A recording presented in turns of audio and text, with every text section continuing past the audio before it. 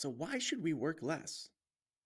What happens in our brains when we're overworking, overstressed, and really just not feeling good? Well, when you're working hard, maybe you're getting into a flow state, or even much of the stress can release good chemicals.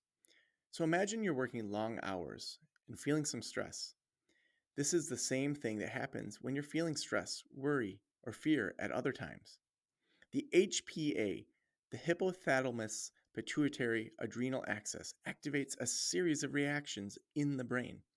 The primary one is that cortisol is released.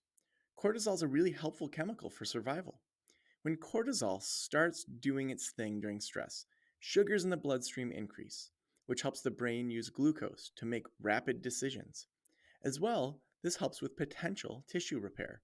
In a publication from the Mayo Clinic, they say it this way: cortisol also curbs functions that would be non essential or detrimental in a fight or flight situation. When it's released in an emergency or even within a flow state, cortisol and the waterfall of other chemicals can be extremely helpful for survival. But like anything, prolonged exposure leads to negative side effects. For example, learning and creativity weaken because of the chemical focus on survival. In the midst of a stressful emergency, it's about getting away safely, not self actualization or figuring out who you are in life. So the brain deprioritizes those functions. Also, over time, elevated cortisol levels lead to the brain reducing in size, less social interaction ability, and a reduction in judgment. Fewer cells are made and memory decreases. Activities that help us slow down optimize the brain to actually be more creative, productive, and smart.